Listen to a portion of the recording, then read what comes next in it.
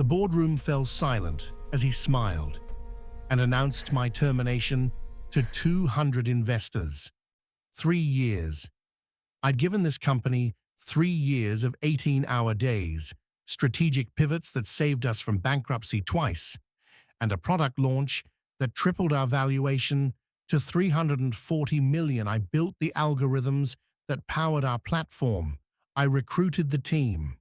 I negotiated with manufacturers in Shenzhen at 3 in the morning because I believed in what we were creating. And Caspian Devereaux bought it for $890 million on a Tuesday morning, then fired me before lunch. Not in private, not with severance negotiations or a carefully worded press release. He stood at the head of the mahogany table in his conference room, surrounded by venture capitalists in Berluti suits and investors who'd flown in from Singapore and Sao Paulo. And he said, "We're restructuring leadership immediately." The former CEO's vision, while admirable for a startup phase, lacks the sophistication required for our next evolution. The former CEO, he didn't even use my name. I watched 200 faces turn toward me, some pitying, most carefully neutral, a few openly smirking.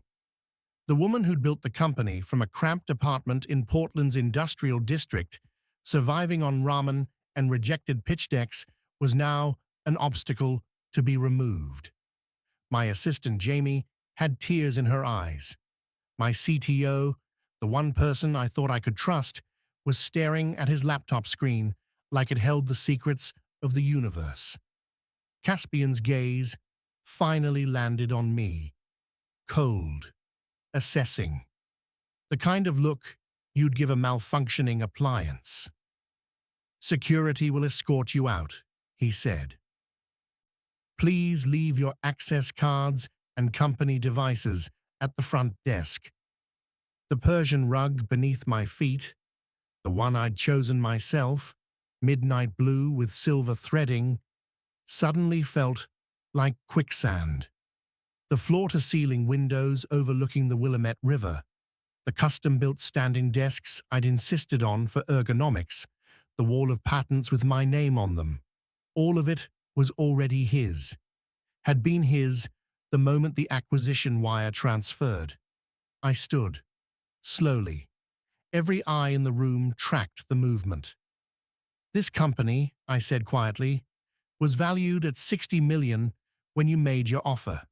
I got it there, alone, while you were buying your 4th yacht." Caspian's jaw tightened. First genuine reaction I'd seen from him. "And now it's worth considerably more," he replied, "because I saw its potential. You should be grateful for the exit." Grateful. The word hung in the air like poison. I picked up my phone, still mine for another 30 seconds, and walked toward the double doors. Security didn't need to escort me. I knew the way out of my own company. But as I passed Caspian Devereaux, I stopped, close enough to smell his cologne. Something custom-blended, probably Roja Parfums, the kind that costs $3,000 an ounce. Close enough to see the flecks of amber in his dark eyes. "You just made a very expensive mistake," I whispered. Then I walked out of the building I'd built, past the receptionist who wouldn't meet my gaze, through doors that no longer recognized my fingerprint, and into the rain-soaked Portland afternoon. If you've ever been cast aside, underestimated, or erased, know this: your story isn't over. It's just beginning. And those who dismiss you, they're about to learn the cost of their arrogance. If you're with Mr. Douglas Stories, comment. I rise above every storm. 5 years ago, I was working 3 jobs and sleeping 4 hours a night. Barista at Cortado & Co. from 5 a.m. to noon. Freelance coding contracts from 1 p.m. to 6 p.m. evening shift at a call center for a medical billing company that treated employees like interchangeable parts. I lived in a studio apartment in northeast Portland where the heat worked intermittently and my neighbors' arguments bled through walls thin as paper. But I had something they didn't, a prototype. Every spare moment, lunch breaks, the commute on the bus, the hours between midnight and 3 a.m. when exhaustion should have shut my brain down, I was building an AI-driven supply chain optimization platform that could predict manufacturing bottlenecks before they happened. It wasn't revolutionary, it was just better, smarter. I'd watched enough businesses collapse from inventory mismanagement to know someone would pay for a solution. I called it Meridian Systems. The first pitch meeting was in a Starbucks on Hawthorne. The investor, a local angel who'd made money in early e-commerce, showed up 20 minutes late, ordered a venti latte, and spent the entire meeting on his phone. When I finished my presentation, he said, "Interesting. Send me your deck. We'll be in touch." They never were. The second meeting was at a proper VC firm downtown. I wore the only blazer I owned, the one I'd bought at Goodwill and had tailored with birthday money from my mother. The partner, a woman in her 50s with steel gray hair and a Cartier watch, actually listened, took notes, asked smart questions about market size and customer acquisition costs. At the end, she said, "You're onto something, but you're not the person to scale it. Too young, no management experience. Come back when you have a real team." I was 28 years old, with 2 degrees, 3 years of engineering experience, and a working product that outperformed every competitor in beta testing. But I was too young, too unproven, too much of a risk. So I built the team myself. Jamie, brilliant, organized, capable of managing chaos, became my first hire. She'd been working the call center night shift with me, dreaming of something bigger. I offered her equity and a salary I couldn't afford yet. She said yes within an hour. Then came Marcus. No, wrong name.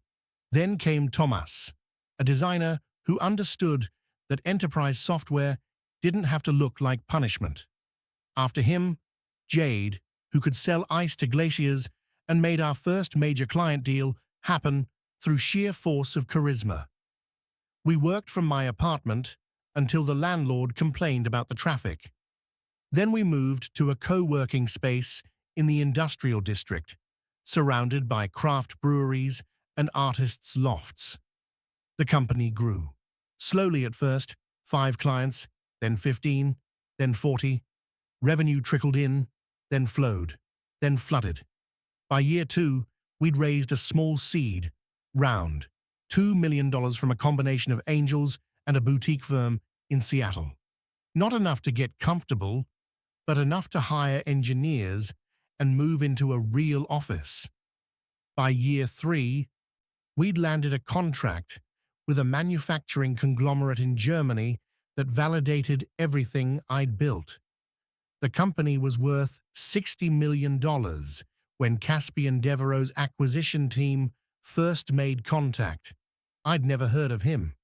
The first time I saw Caspian Devereaux in person was at Tech Summit in Austin. I'd been invited to speak on a panel about AI applications in logistics, a small thing, mid-afternoon slot, maybe 200 people in attendance. I wore a navy sheath dress I'd bought specifically for the conference, practiced my talking points on the plane, and arrived 30 minutes early because I was terrified of being late. The green room was mostly empty. A few other panelists milling around, picking at a sad tray of croissants and coffee that had been sitting out too long. I grabbed water and found a corner to review my notes one final time. That's when he walked in. I didn't know who he was at first. Just registered. Tall, probably 6'2", dark hair with premature silver at the temples, wearing a charcoal suit that probably cost more than my first car. He moved through the room like he owned it, which, given his net worth, he probably owned the building. Someone from the conference staff rushed over immediately. "Mr. Devereaux, we weren't expecting you until this evening's keynote. Can we get you anything? Your green room is on the executive level." "This is fine," he said. Voice like aged whiskey, smooth, dark, with an edge that suggested it could burn. "I wanted to hear the AI panel." "My AI panel." He sat down 3 chairs away from me, pulled out a phone with a case that looked like carbon fiber, and proceeded to ignore everyone in the room. I tried not to stare, failed. Up close, he was even more striking. Sharp jawline, dark eyes that seemed to calculate the room's net worth in seconds, an expression of permanent assessment. This was someone who'd never questioned his place in the world, never had to fight for a seat at any table. I hated him on sight. The panel went well. I talked about predictive analytics, fielded questions about machine learning ethics, and managed not to embarrass myself. Afterward, people actually came up to talk. Potential clients, other founders, a reporter from TechCrunch. I was in the middle of explaining our user retention metrics when someone touched my elbow. "Impressive presentation," Caspian Devereaux said. Up close, he was even more imposing, and he smelled like that expensive cologne, the kind that probably had notes of midnight oud and executive privilege. "Thank you," I said, keeping my voice professional. "Are you in supply chain?" His mouth curved. Not quite a smile. "I'm in everything. Caspian Devereaux. Devereaux Collective." The name hit me like cold water. Devereaux Collective, one of the largest private equity firms in North America, known for aggressive acquisitions, ruthless restructuring, and turning troubled companies into profit machines. Estimated portfolio value, north of $40 billion. And he'd just watched me present. "I know who you are," I said, recovering. "I'm the founder of Meridian Systems." "I know." He handed me a business card. Heavy stock, minimalist design, just his name and a phone number. "I'd like to discuss an opportunity. My team will reach out." Then he walked away, trailing a wake of people trying to get his attention. I looked down at the card. No company name, no title, just Caspian Devereaux and 10 digits. Jamie appeared at my elbow. "Was that who I think it was?" "Yeah." "What did he want?" I slipped the card into my bag. "I have no idea." But I had a sinking feeling I was about to find out. His team reached out 2 days later, not with a phone call or email, with a car service. I was at the office, buried in code reviews and trying to solve a client escalation about data latency when Jamie knocked on my office door. "There's a driver downstairs," she said. "Says he's here to take you to a meeting with Caspian Devereaux." I looked up from my laptop. I didn't schedule a meeting with Caspian Devereaux. He's aware. Apparently, Mr. Devereaux would still like to meet. Today. Now. She paused. "The car is a Bentley." Of course it was. I should have said no. Should have insisted on proper notice, a formal invitation, some semblance of professional boundaries. But curiosity and something else, something that felt like opportunity vibrating at a frequency I couldn't quite identify, made me save my work, grab my blazer, and follow Jamie downstairs. The Bentley was idling in front of our building, gleaming black, with windows tinted dark enough to violate probably several laws. The driver, an older man in a proper chauffeur's uniform, opened the door without a word.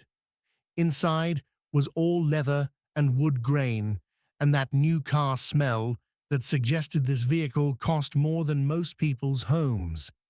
And sitting in the back seat, reviewing something on an iPad, was Caspian Devereaux.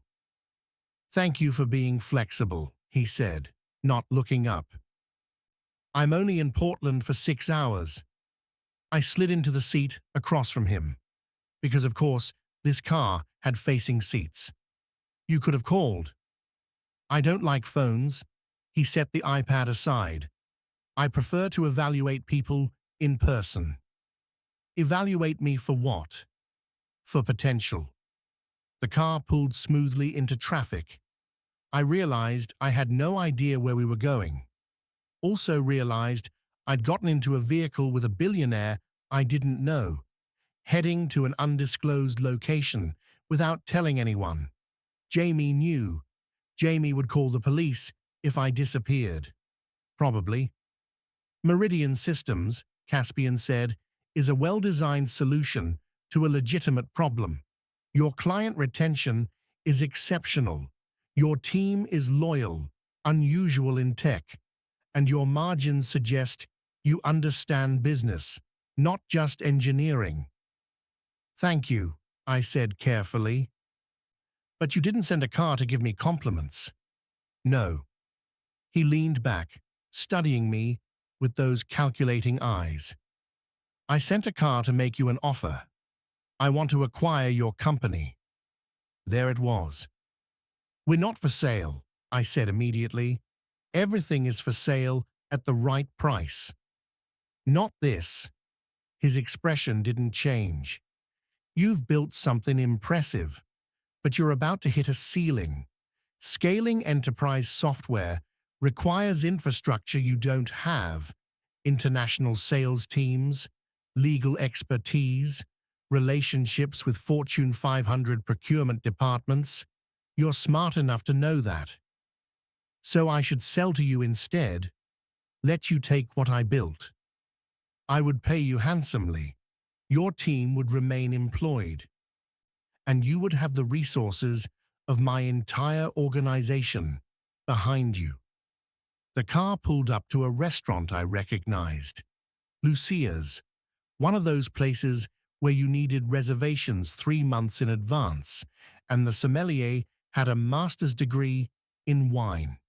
Through the windows, I could see white tablecloths, crystal stemware, and a dining room full of people who looked like they owned things. "I'm not dressed for this," I said.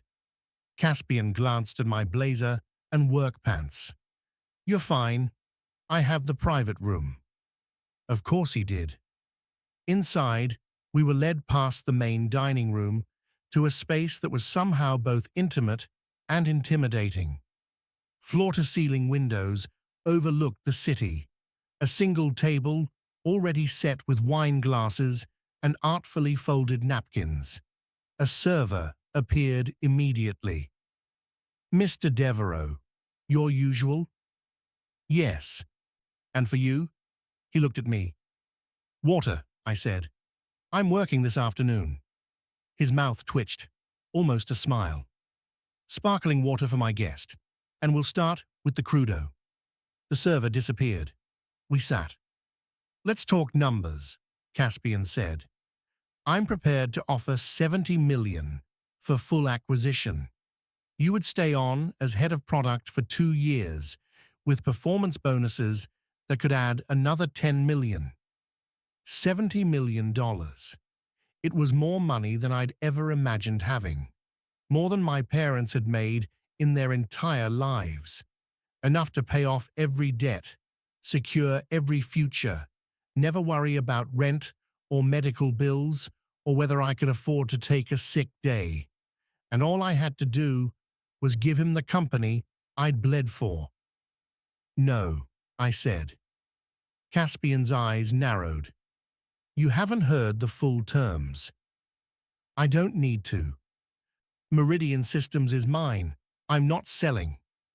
You're being emotional. I'm being protective of something I built from nothing. I stood up. Thank you for lunch, but I can find my own way back. I was halfway to the door when he spoke again. 80 million. I stopped.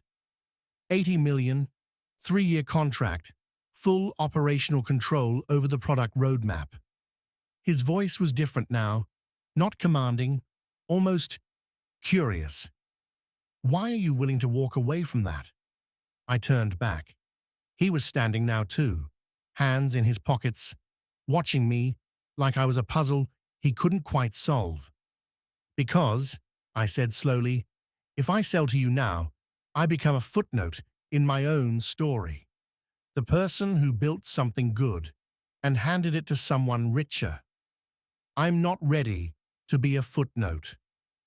For the first time since I'd met him, Caspian Devereaux looked genuinely interested. Then I suppose, he said, I'll have to be patient. He was patient for exactly 6 months. In that time, Meridian Systems grew. We closed deals with 2 major automotive manufacturers, expanded our engineering team, and started preliminary talks with investors about a Series B round. I didn't hear from Caspian directly, but I felt his presence, the way you feel a storm building on the horizon. His name appeared in articles about the companies we were pitching. His firm invested in one of our competitors. Twice I saw his team at conferences I attended. He was circling. Then came the offer I couldn't refuse. Not from Caspian. From our largest investor, a venture capital firm called Summit Ridge Partners. They'd backed us in the Series A, held a board seat, and had always been supportive. Until they weren't. The senior partner, a man named Gregory Hollis, called me on a Thursday afternoon. We need to talk, he said, in person, tomorrow. The meeting was at their offices in San Francisco. I flew down that night, anxiety coiling in my stomach like a living thing. Gregory didn't waste time. We've received an acquisition offer for Meridian, Devereaux Collective, $90 million. My breath caught. I didn't agree to any. You don't have to agree. We do. He slid a folder across the table. The terms of our investment gave us certain protections. If a qualified buyer makes an offer above a threshold valuation, we can compel a sale. This is above that threshold. I stared at the folder like it might bite me. You can force me to sell my own company? We can force the company to accept an acquisition offer. Yes. His expression was professionally sympathetic. This is good news. You'll walk away wealthy. Your team will be taken care of. And frankly, Devereaux has the resources to take this to the next level. You're forcing me out. We're securing returns for our investors. That's our job.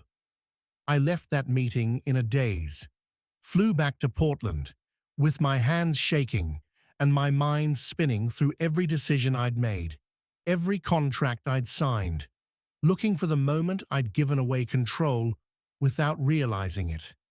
The clause was there, buried in Section 12.4 of the Series A documents, surrounded by legal language I'd skimmed because I'd trusted them, because I'd been so desperate for funding that I'd signed without a lawyer reviewing every detail. Caspian Devereaux had found the trapdoor in my own company, and he'd walked right through it. The acquisition closed 30 days later. I tried to fight it, consulted lawyers who told me I had no case, talked to journalists who wrote sympathetic pieces about founder rights. rallied my team, who were supportive but ultimately helpless. Summit Ridge owned enough of the company to force the sale, and they did. $90 million, distributed according to the cap table I'd carefully constructed, which meant investors got the lion's share. I walked away with $18 million after taxes. My team got their equity payouts, and Caspian Devereaux got everything else. The closing meeting was perfunctory. Lawyers and bankers and signed documents.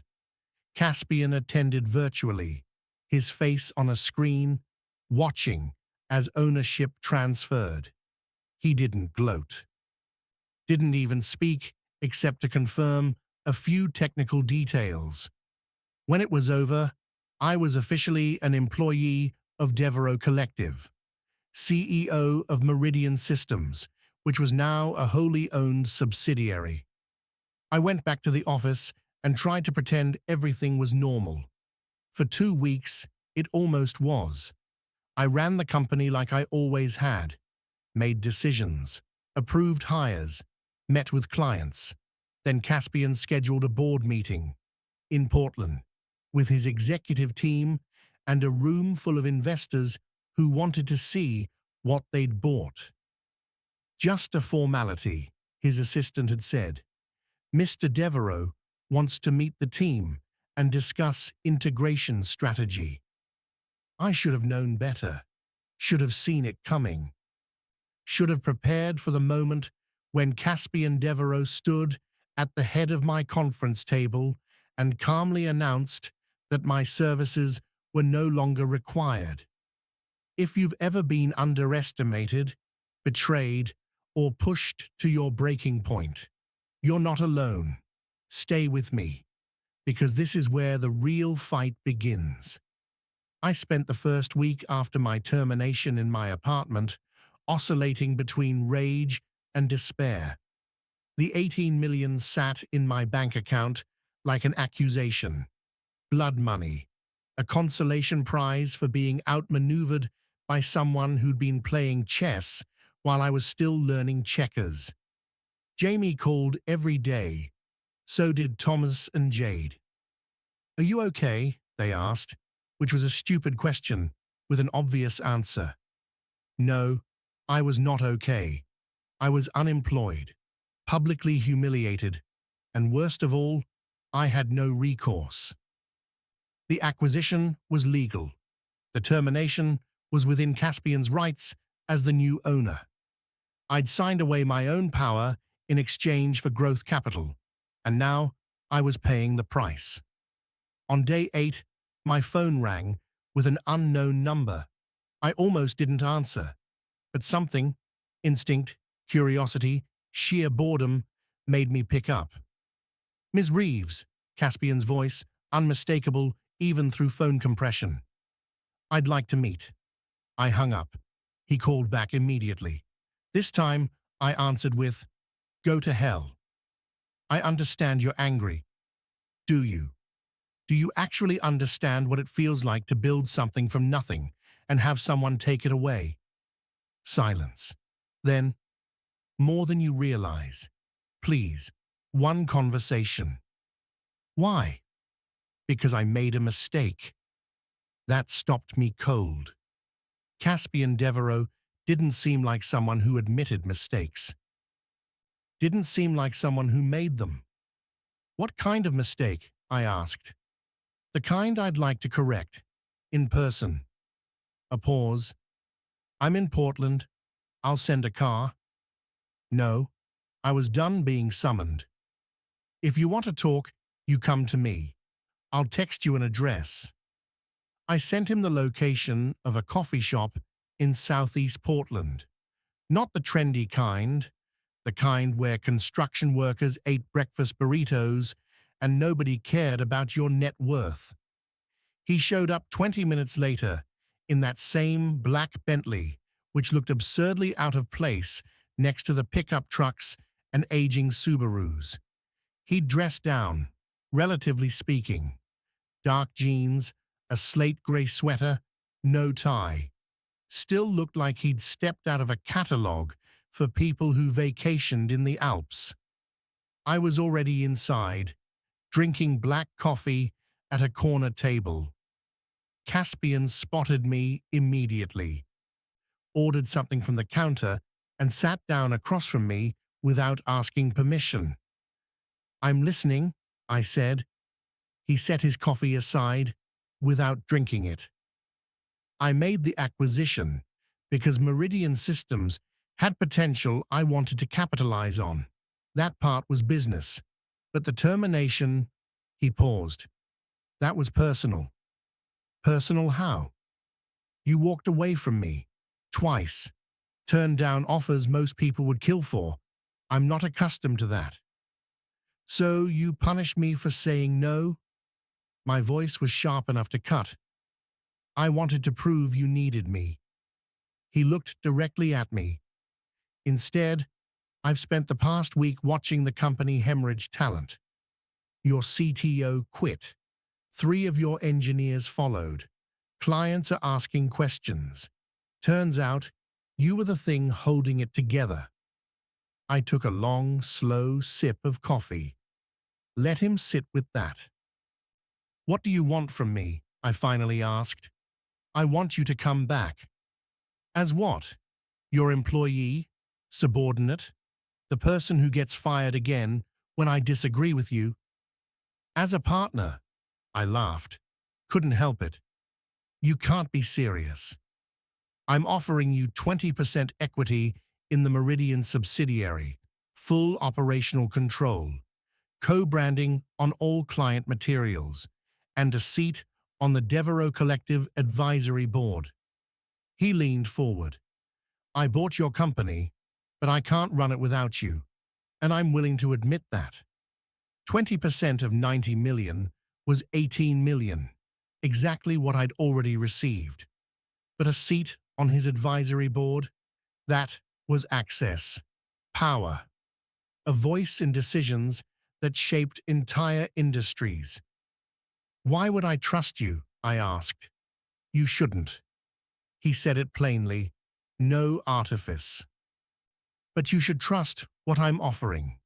This is how you get your company back, by becoming indispensable.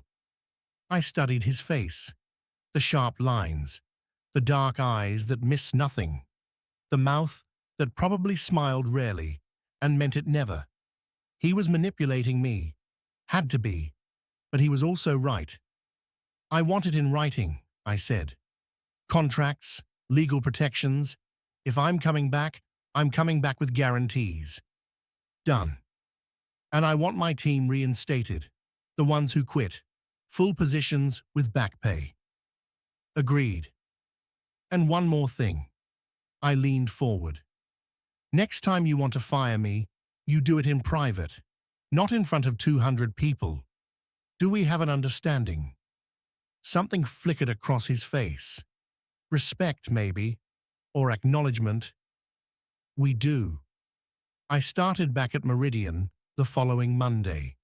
The office felt different, quieter. Several desks were empty. The engineers who'd quit, the designers who'd jumped ship to competitors. But Jamie was there, and Thomas, and most of the core team. They were wary. I could see it in their faces. Is this real? Jamie asked me in the kitchen, away from everyone else. Or is this some kind of corporate hostage situation?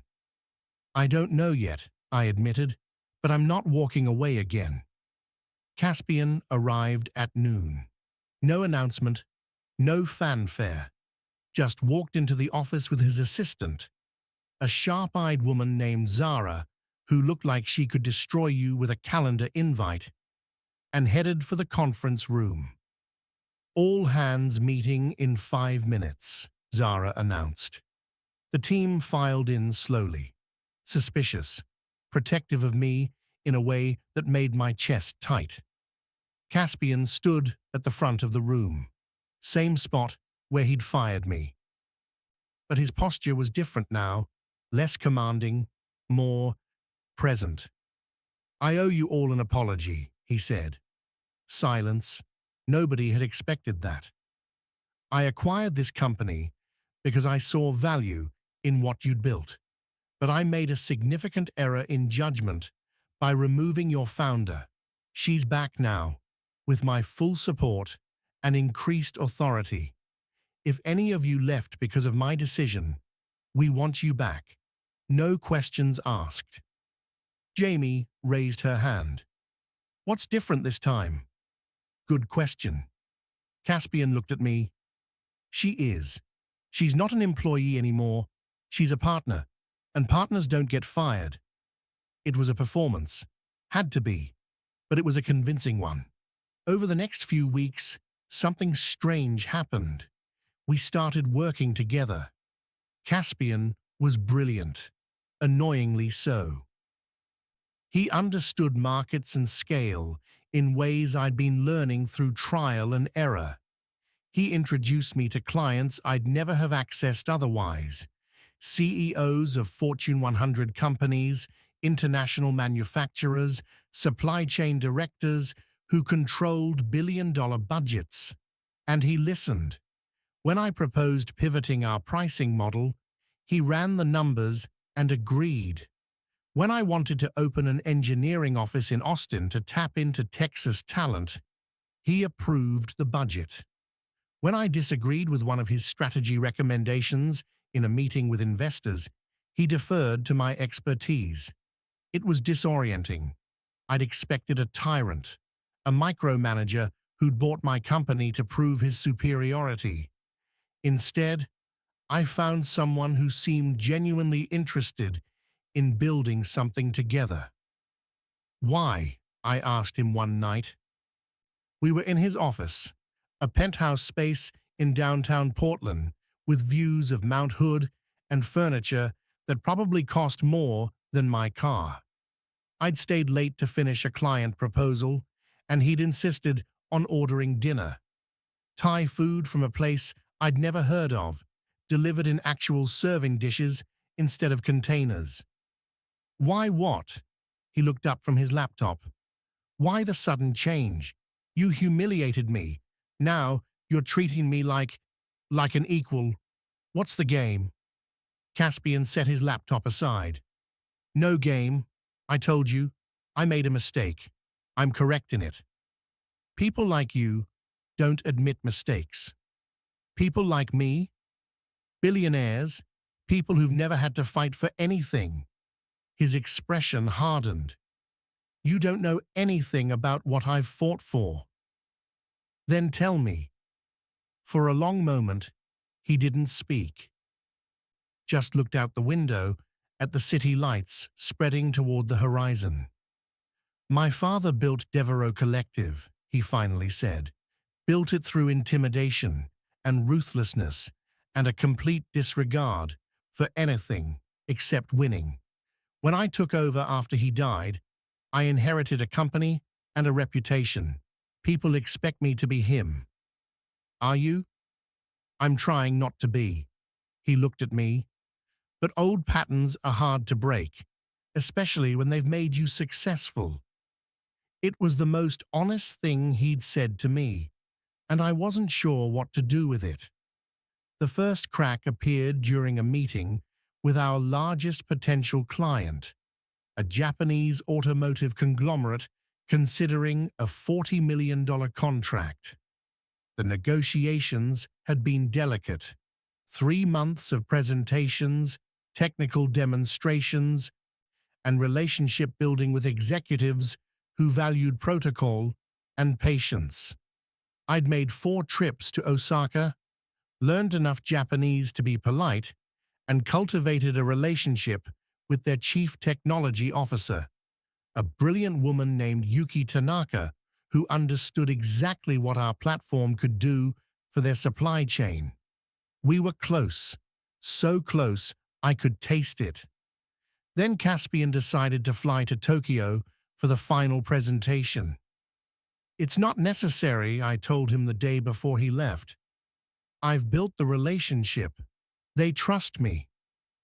They need to see that we're serious, he said.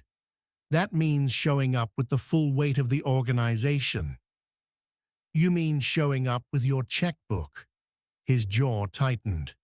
I mean showing up as partners. You do your part, I'll do mine. I should have trusted my instincts. The presentation was scheduled for 9 a.m. Tokyo time, 5 p.m. Portland time. I dialed in remotely, my face on a screen next to Caspian's physical presence in their conference room. Everything went smoothly until the pricing discussion. Yuki asked about volume discounts for long-term contracts. I'd prepared for this, had specific numbers that balanced our margins with their budget requirements. Before I could answer, Caspian jumped in.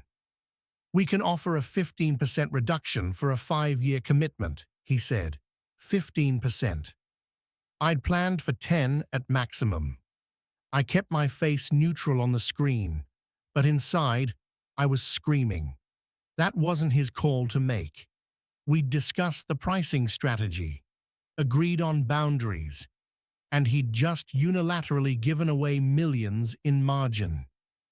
Yuki smiled, the kind of smile that meant she knew she'd won something. That's very generous. We'll discuss with our finance team and respond within a week. The call ended. I immediately texted Caspian, "We need to talk." He responded 2 hours later. Just landed back in Portland, my office, tomorrow morning. I showed up at his office at 7 a.m., fueled by coffee and indignation. Caspian was already there, dressed in running clothes, hair still damp from a shower. There was a gym somewhere in this building. Of course there was. "Before you start," he said, "I know you're angry, but we got the deal." "You don't know that yet." "I know Yuki. She's conservative. She needs to see flexibility. The 15% demonstrated we're invested in the partnership." "The 15% you offered without consulting me." "I made a judgment call." "You undermined me."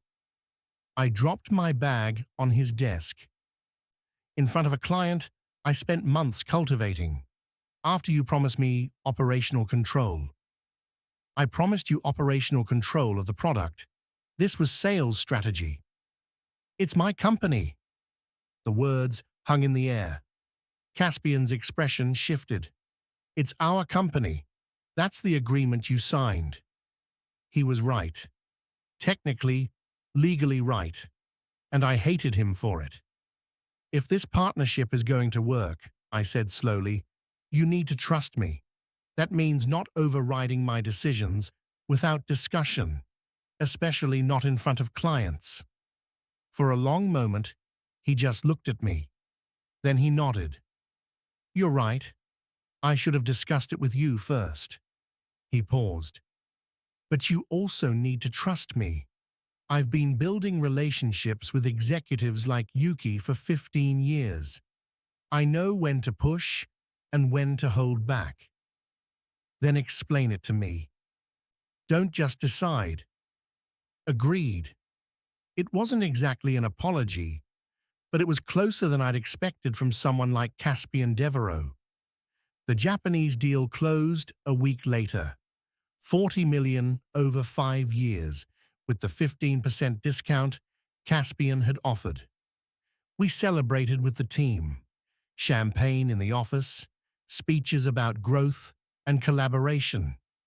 I watched Caspian work the room, shaking hands, remembering names, making people feel valued. He was good at this, the performance of leadership. But I was starting to wonder how much of it was performance. Later that night, after everyone had left, I found him on the roof. The building had a private terrace. Another ridiculous amenity I discovered after coming back. String lights and comfortable furniture and a view of the city that made you feel like you owned it. Caspian was standing at the railing, holding a glass of something amber and expensive. "Celebrating?" I asked. "Thinking." He didn't turn around. This was my father's building. He bought it when he was 40, made it the headquarters for everything. I used to come here as continue 11:29 a.m., a teenager, watch him close deals and destroy competitors. Sounds inspiring. It was terrifying. He took a sip of his drink.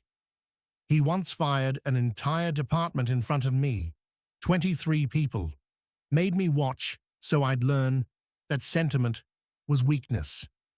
I moved closer. Is that why you fired me? To prove you learned the lesson? I fired you because I wanted to hurt you for rejecting me, which makes me exactly like him. The honesty was startling, and somehow worse than if he'd lied. You're not him, I said quietly. He wouldn't have brought me back. Caspian turned to look at me. In the dim light, his features were softer, almost vulnerable. I don't know how to do this, he admitted. Partnership, collaboration, trusting someone else's judgment. I've spent my entire career believing control was the only path to success. Maybe, I said, you've just been working with the wrong people. Something shifted in his expression. Not a smile exactly, but something warmer. Maybe, he agreed. We stood there in silence, the city lights spreading below us like stars, and for the first time since I'd met Caspian Devereaux, I didn't want to be anywhere else, which was, I realized with growing alarm, a very dangerous thing to feel. The Cascade Technology Summit was the kind of event I'd only read about in tech journals.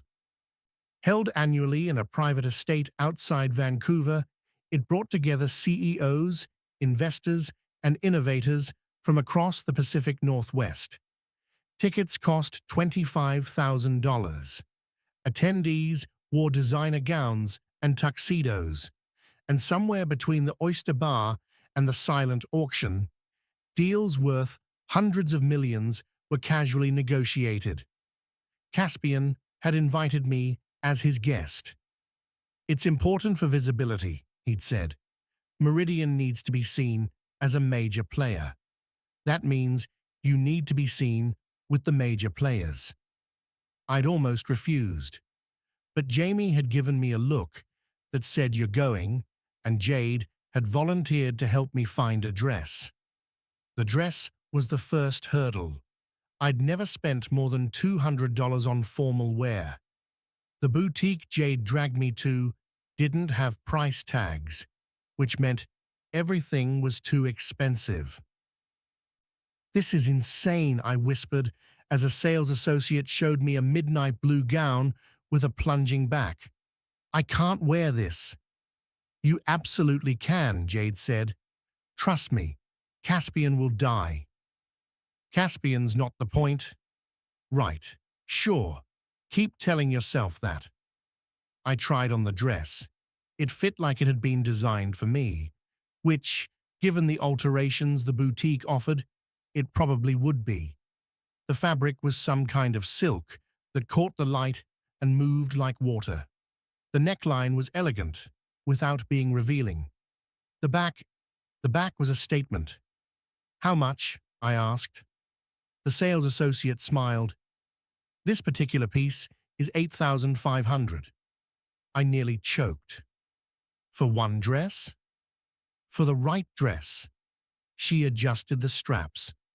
You'll wear this once and remember it forever. She wasn't wrong. I bought the dress. Tried not to think about the fact that it cost more than my first car. Let Jade book me a hair appointment at a salon that apparently styled people for red carpets.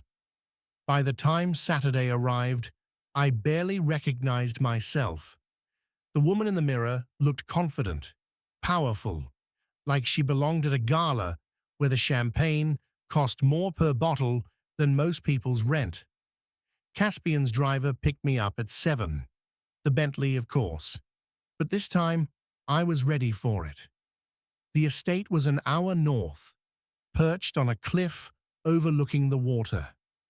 As we pulled up the winding drive, I could see lights strung through the trees, valets in white jackets, and a steady stream of luxury vehicles depositing guests who looked like they'd stepped out of a magazine. Caspian was waiting at the entrance. He was wearing a tuxedo, Tom Ford, probably, with that perfect tailoring that only came from obscene wealth and personal attention from a master craftsman. His hair was styled back, his jaw clean-shaven, and when he saw me step out of the car, he went absolutely still. "You look—" He stopped, started again. "You look incredible." "Thank you." I smoothed the dress. "You clean up reasonably well yourself." His mouth curved into an actual smile. Rare. Devastating. He offered his arm. I took it. Together, we walked into the gala. The inside of the estate was somehow more impressive than the outside. Crystal chandeliers hung from vaulted ceilings. The main hall was larger than my entire apartment, with floor-to-ceiling windows overlooking the ocean. White-gloved servers circulated with champagne and hors d'oeuvres that were probably designed by Michelin-starred chefs. Everyone was beautiful, everyone was wealthy, and everyone was watching.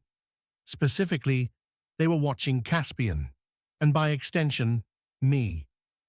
"Is it always like this?" I murmured as we moved through the crowd. "Yes," he said. "You get used to it." I wasn't sure I wanted to, but there was something intoxicating about it too. The power in the room was palpable.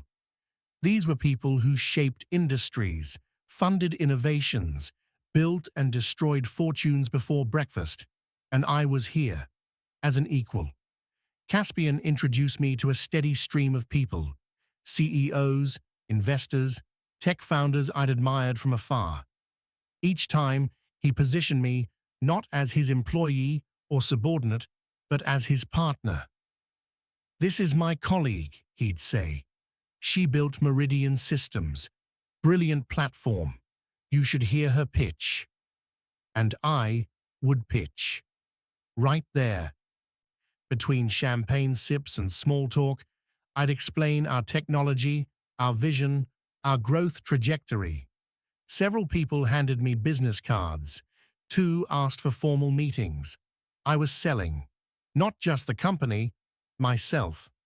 By the time dinner was announced, I was exhausted and exhilarated in equal measure. The seating was assigned. Of course it was.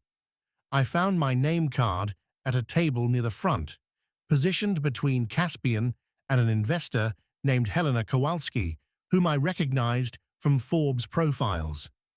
Across the table was a woman I didn't know, mid-30s, stunning in a crimson gown, watching Caspian with an intensity that made my skin prickle. "Caspian," she said, as we sat down. Her voice was smooth, cultured, laced with something that sounded like ownership. "I didn't expect to see you here." "Natasha." His tone was carefully neutral. "I didn't realize you were attending." "Father insisted. He's considering an investment in medical AI." She turned to me, smile sharp. "And you are?" "This is my business partner," Caspian said, before I could answer. "She runs Meridian Systems." "How fascinating." Natasha's gaze raked over me. "I didn't know you took on partners, Caspian. You've always been so independent." There was subtext there, heavy, obvious subtext. "People change," Caspian said. "Do they?" Natasha picked up her wine glass. "I suppose time will tell." The dinner that followed was excruciating. Natasha dominated the conversation, dropping names and references to events she and Caspian had attended together. A charity ball in Geneva, a tech conference in Singapore, a weekend at someone's estate in the Cotswolds. She and Caspian had history. That much was obvious. And she wanted me to know it. Remember that summer in Santorini? Natasha asked at one point, leaning toward Caspian with a smile that was all teeth. Your yacht, that little restaurant on the cliff. You said it was the best meal you'd ever had. I remember, Caspian said tersely. We should go back. It's been too long. I focused on my food. Some kind of seared fish with microgreens that probably cost $300 a plate, and tried not to care. Failed. Because here's the truth. I was jealous. Jealous of Natasha's effortless beauty, her obvious wealth, her comfort in this world. Jealous of the history she shared with Caspian, the intimate knowledge of his preferences and memories. Jealous that she could touch his arm without hesitation, while I was still navigating the professional boundaries of a partnership built on mutual distrust. After dinner, there was dancing. A live orchestra played in an adjoining ballroom. Couples swirled across the floor in practiced elegance. I hung back near the edge, nursing champagne I didn't really want. Caspian found me there. You've been quiet, he said, just observing. Natasha's trying to provoke you. You know that, right? I looked at him. Is there something to provoke? She's my father's business partner's daughter. We've known each other since we were teenagers. There was a brief involvement years ago. It ended badly. She doesn't think it ended. What she thinks isn't relevant. He held out his hand. Dance with me. I stared at his hand. I don't know how to dance like this. I'll teach you. Against every instinct that told me this was a terrible idea, I took his hand. The orchestra was playing something slow and classical. Caspian led me onto the floor, one hand at my waist, the other holding mine, close enough that I could smell his cologne, feel the heat of him through his tuxedo. Follow my lead, he murmured. We moved, and somehow, impossibly, it worked. I'd never danced like this before, never been to a formal event where dancing was expected. But Caspian guided me with small pressures, a touch at my back, a slight pull on my hand. After the first awkward moments, my body found the rhythm. See, he said, you're a natural. I'm faking it. That's all any of us are doing. I looked up at him. His face was closer than I'd realized. Dark eyes watching me with an expression I couldn't quite read. Why did you really bring me here? I asked. Because you belong here. I don't belong anywhere near this world. Then maybe, he said quietly, it's time you did. The song ended. The moment broke. And across the ballroom, Natasha was watching us with eyes like winter. I excused myself to the bathroom, less to actually use it, and more to escape the intensity of whatever was happening on that dance floor. The bathroom was, predictably, excessive. Marble everything, individual hand towels that were probably Egyptian cotton, lighting that made everyone look like they just stepped out of a spa. I was touching up my lipstick when Natasha walked in.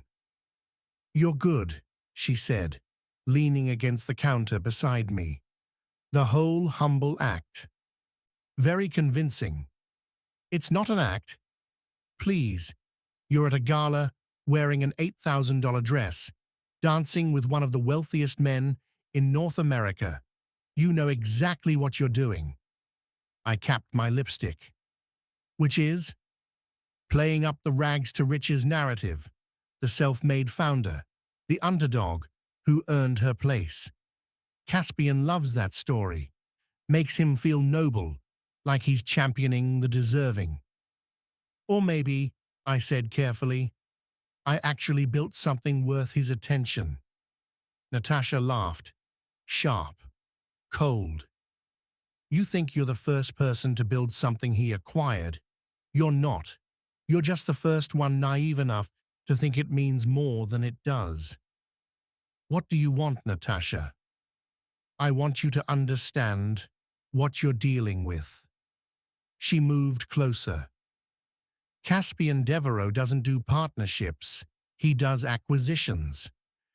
He'll consume everything you have, your company, your ideas, your time, and when he's extracted all the value, he'll move on. That's who he is. That's what he does. Sounds like you're speaking from experience. Her smile turned brittle.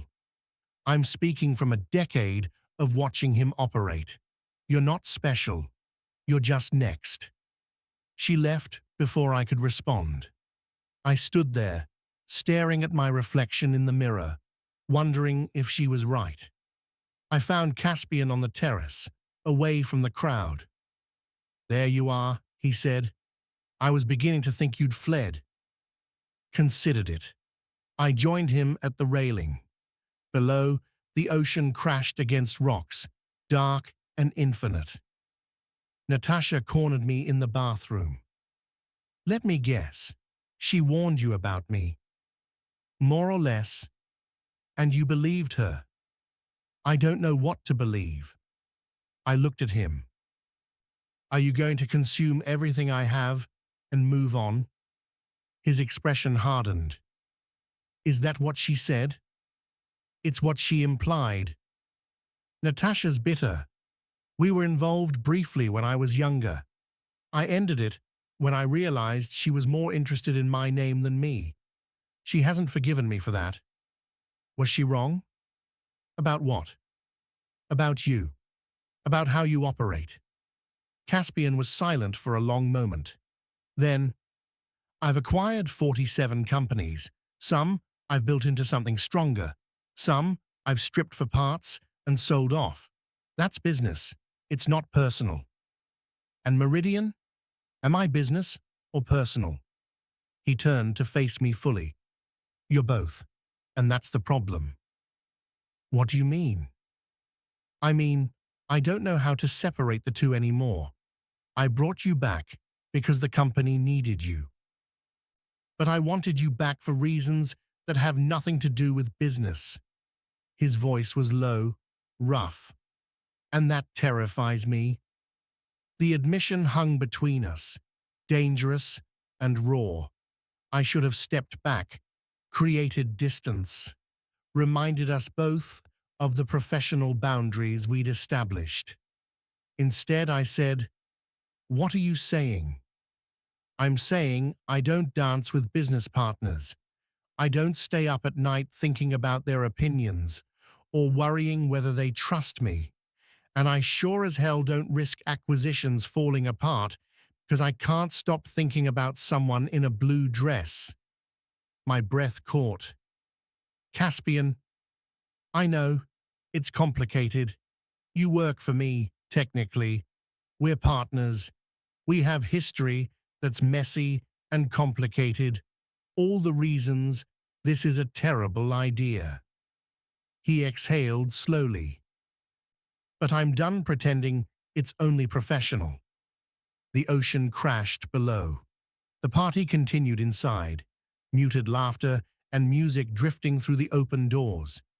And I had a choice. I could walk away, maintain the boundaries, keep everything safe and professional and manageable. Or I could admit the truth I'd been avoiding since the moment he'd offered me partnership. I think about you too, I said quietly. More than I should. His eyes darkened. Then what are we doing? I don't know.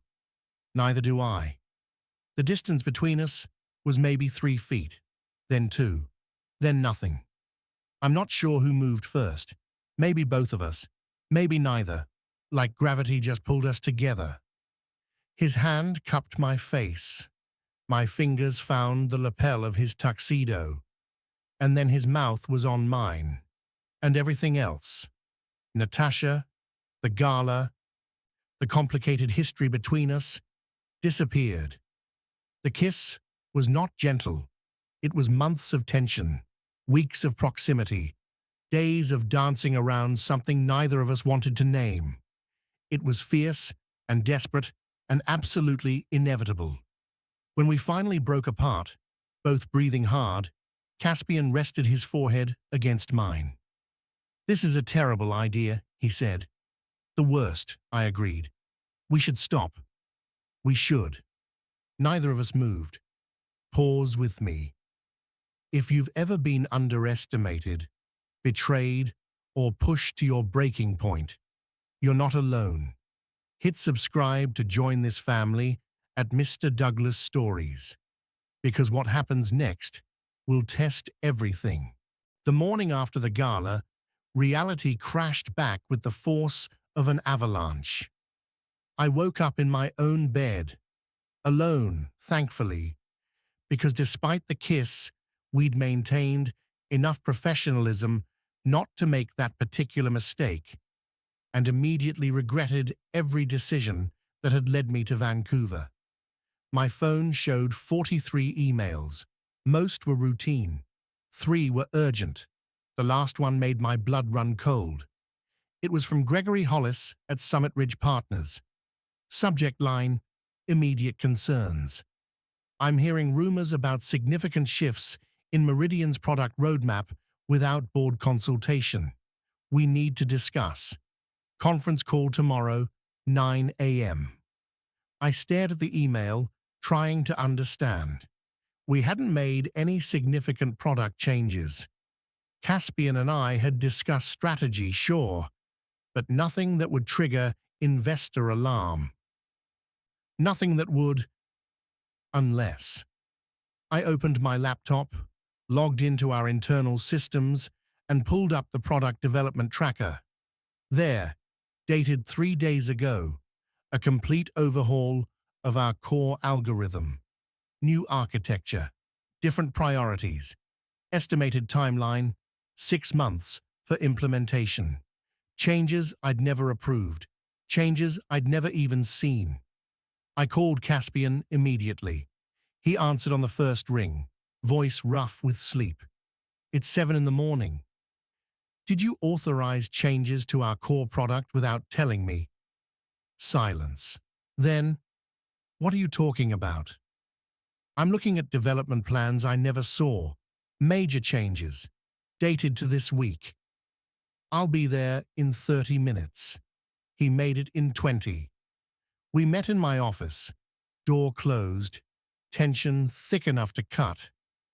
Caspian looked at my laptop screen, jaw tightening as he read. "I didn't authorize this," he said. "Then who did?" He scrolled through the document properties. Creator, Z, Morrison, Zara, his assistant. "She wouldn't do this without direction," I said. "Not something this significant." Caspian pulled out his phone. Dialed. "Zara, my office. Now." He hung up. Looked at me. Someone's trying to undermine us. Or someone's undermining me specifically. "What do you mean?" "These changes align with what your executive team wanted when you first acquired Meridian. More enterprise features, less focus on mid-market. You remember?" I pushed back because it would alienate our core user base. His expression went cold. "You think I went behind your back?" "Did you?" "No." He said it flatly. But someone on my team might have assumed they were acting on my behalf. Zara arrived 10 minutes later, impeccably dressed despite the early hour, carrying her tablet like a shield. "You wanted to see me?" Caspian turned the laptop toward her. "Explain this." She studied the screen, face carefully neutral. "These are the revised product specifications your strategy team developed. I was told to file them for the board review." "Told by whom?" "By Mr. Landry. He said you'd approve them in yesterday's executive meeting." Benjamin Landry, Caspian's chief strategy officer, former McKinsey consultant who'd been with Devereaux Collective for 8 years and had the confidence of someone who'd never been wrong in his life. "I never approved these," Caspian said. "And he gestured to me, certainly didn't." Zara's composure cracked slightly. "Mr. Landry said it was urgent, that the board needed documentation before tomorrow's call." "Where is Landry now?" "He flew to New York last night, meeting with investors." "Of course he did." Caspian dismissed Zara, who left quickly, clearly relieved to escape. Then he turned to me. "I'll handle this." "How?" "I'll call Landry, kill the plans, issue a statement to the board clarifying that these changes were unauthorized. That'll make you look like you don't control your own executives." "I don't care how it looks. I care that someone tried to go around you." His phone was already out. "This ends today." But as I watched him dial, something Natasha said at the gala echoed in my mind. "You're not the first person to build something he acquired. What if this wasn't sabotage? What if this was just how Caspian operated, and everyone except me knew it?" The board call the next morning was brutal. Gregory Hollis opened with, "We're concerned about governance. Either the CEO isn't communicating with her executive team, or the executive team isn't respecting the CEO's authority. Both scenarios are problematic." I'd prepared a statement, had practiced it with Jamie, knew exactly what to say, but Caspian jumped in before I could speak. "The confusion was mine," he said. "I authorized exploratory product research without clarifying it wasn't final. My strategy team overreached. It won't happen again." He was taking the blame, publicly, in front of investors who valued control and competence above everything. "That's concerning, Caspian," another board member said. "You've been running Devereaux Collective for a decade without these kinds of communication failures." "I've never run a company in partnership before," he replied. "I'm learning. We're learning. But I want to be clear. Meridian's product direction is her decision, not mine, not my team's. Anyone who can't respect that is welcome to work elsewhere."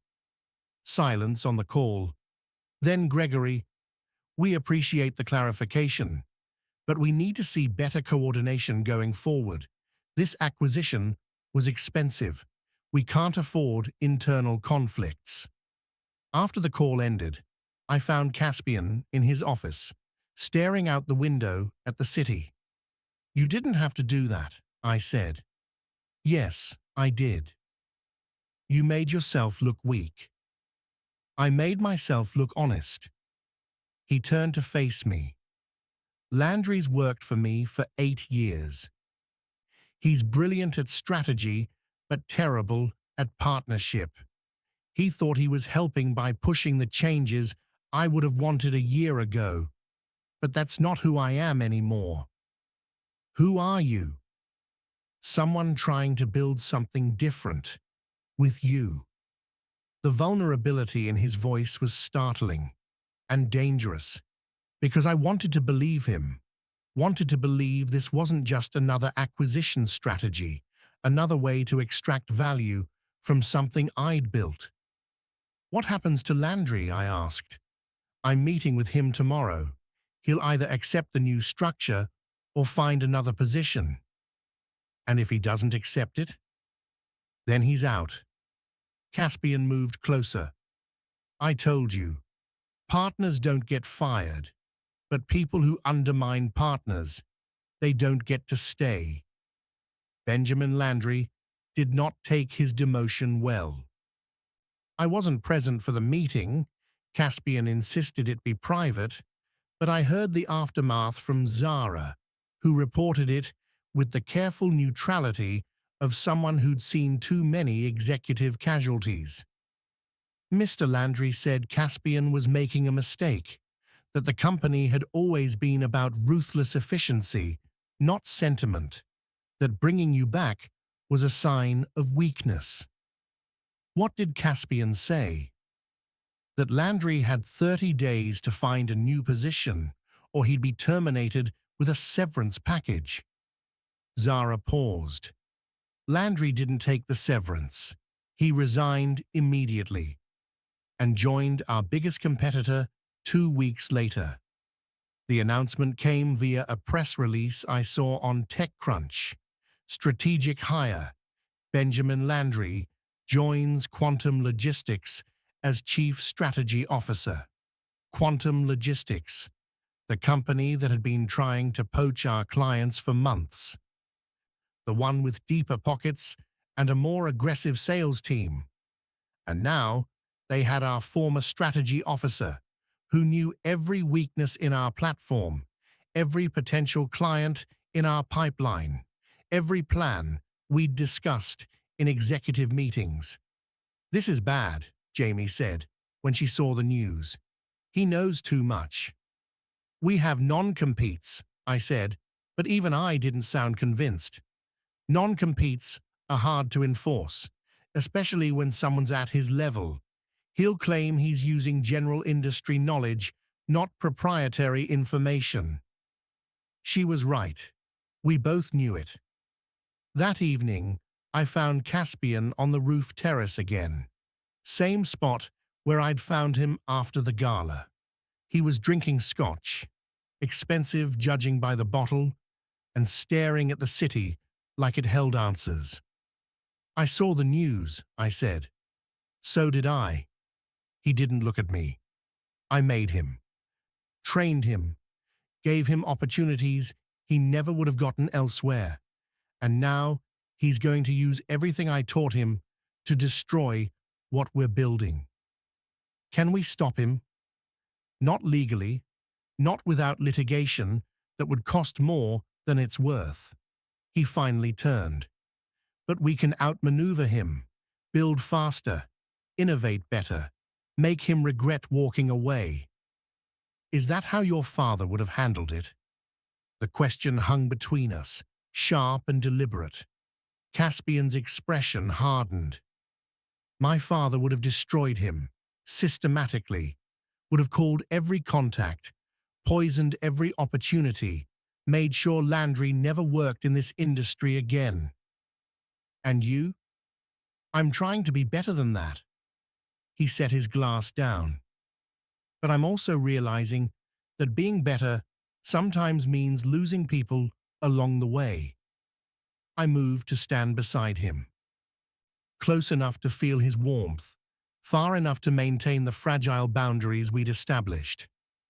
"We'll survive this," I said. "We've survived worse." "Have we?" Before I could answer, his phone rang. He glanced at the screen, frowned, and answered. "What? When?" His face went pale. "I'll be there in 20 minutes. He hung up, already moving toward the door. "What's wrong?" I asked. "My mother had a stroke. She's at Providence Hospital." He stopped, hand on the doorframe. "I have to go." "Of course. Go. I'll handle everything here." He looked at me for a long moment. Then, "Come with me." "What?" "Come with me, please." It wasn't a command. It was a request, vulnerable and raw. I grabbed my coat. Providence Hospital's VIP wing was everything you'd expect for someone with Caspian's resources. Private rooms, attentive staff, an atmosphere of hushed efficiency. His mother, Catherine Devereaux, was unconscious when we arrived. Monitors beeped steadily. A doctor was consulting with a nurse at the foot of the bed. Caspian spoke with them in low tones, medical jargon I only half understood. Ischemic stroke, clot-busting medication, cautiously optimistic. I hung back, suddenly acutely aware I didn't belong here. This was family, private, I was his business partner, not whatever else we might be becoming.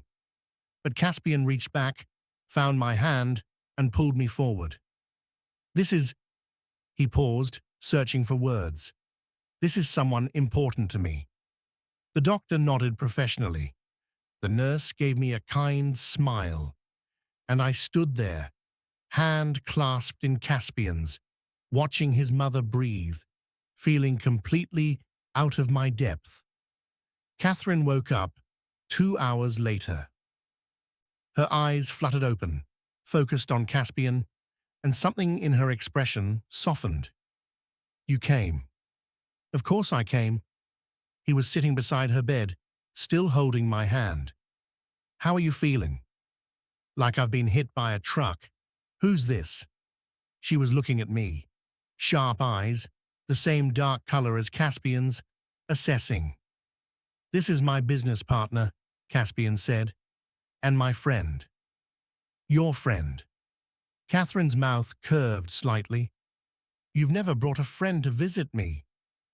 You've never had a stroke before. True. She studied me more closely. You're the one who built that company he bought. Yes, ma'am. And you came back after he fired you. That's either very brave or very stupid. I couldn't help it. I laughed. Probably both. Catherine smiled. An actual smile. I think I like you. Caspian doesn't usually choose people who talk back. Over the next few hours, I learned more about Caspian Devereaux than I'd learned in months of working beside him. Catherine was sharp, direct, and clearly the source of his intelligence.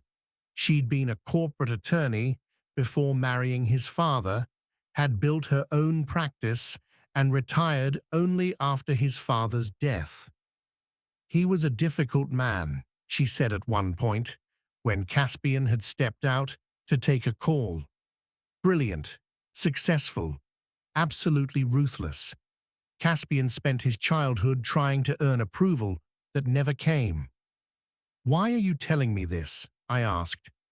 Because my son likes you, and you should know what you're dealing with.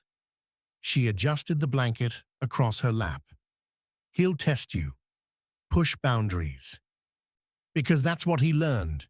That love is something you earn through performance. But if you can see past that, there's someone worth fighting for underneath. The words settled over me like a weight.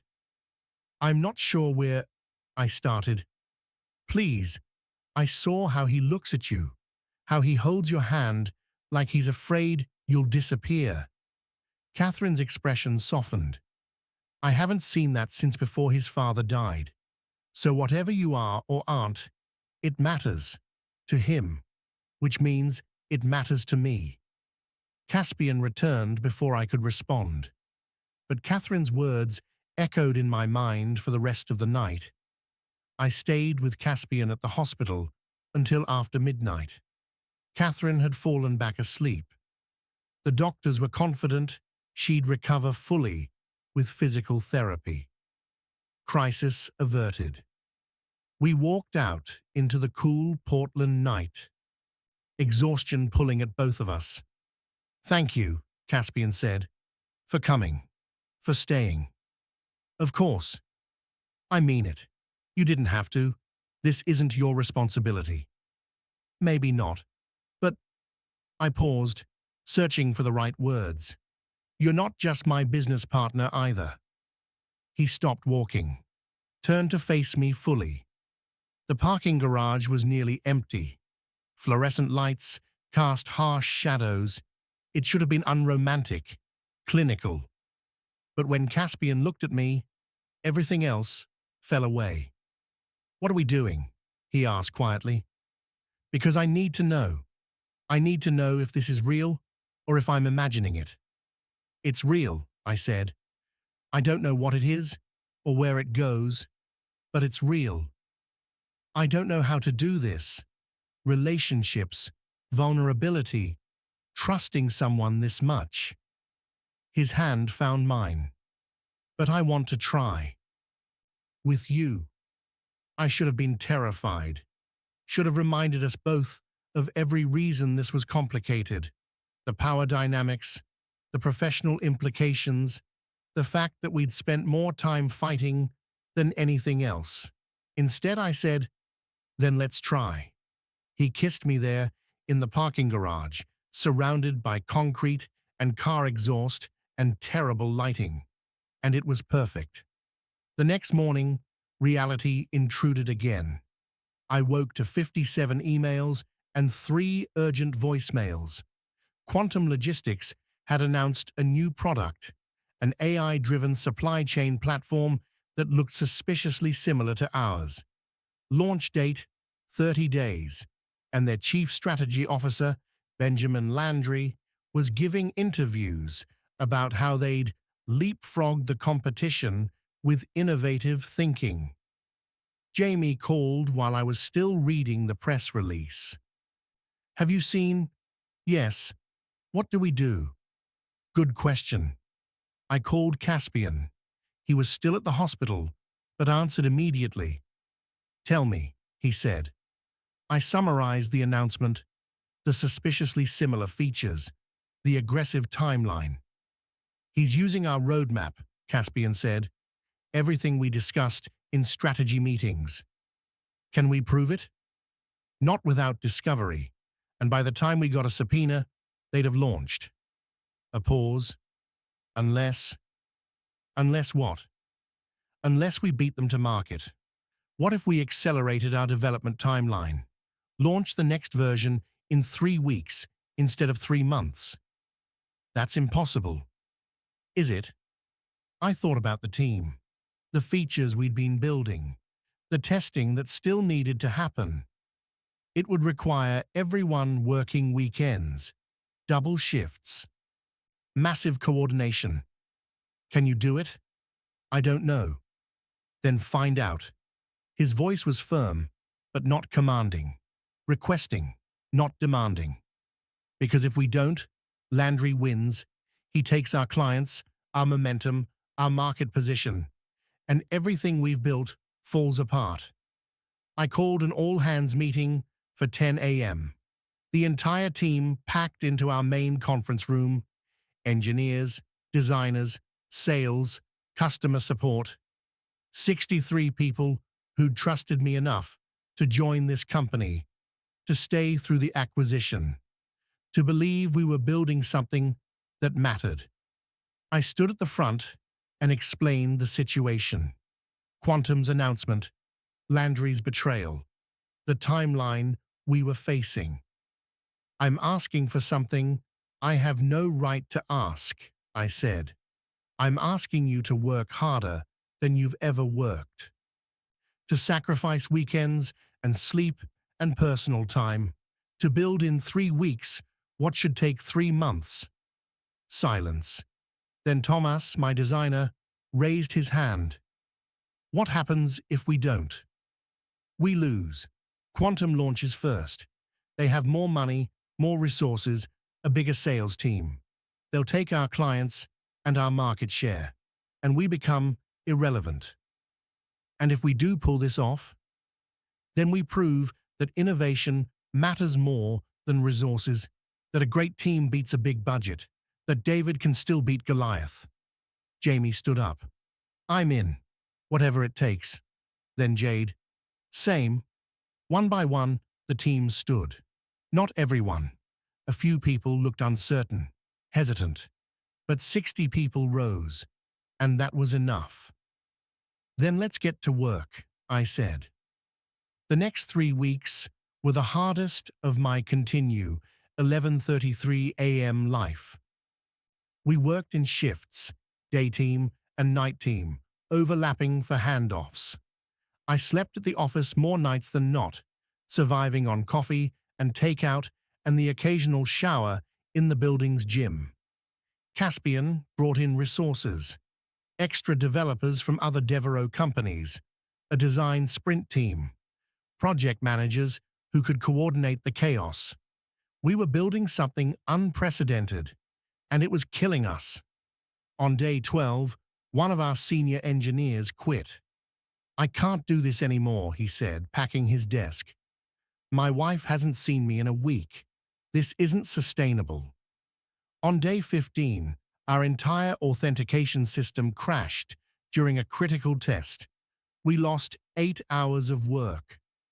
On day 18, I found Jamie crying in the bathroom. I don't know if we're going to make it, she said. Everyone's exhausted. People are making mistakes. The code is getting sloppy. Do you want to stop? I asked. She wiped her eyes. No, but I need you to tell me this is worth it. It's worth it. Promise? I pulled her into a hug. I promise.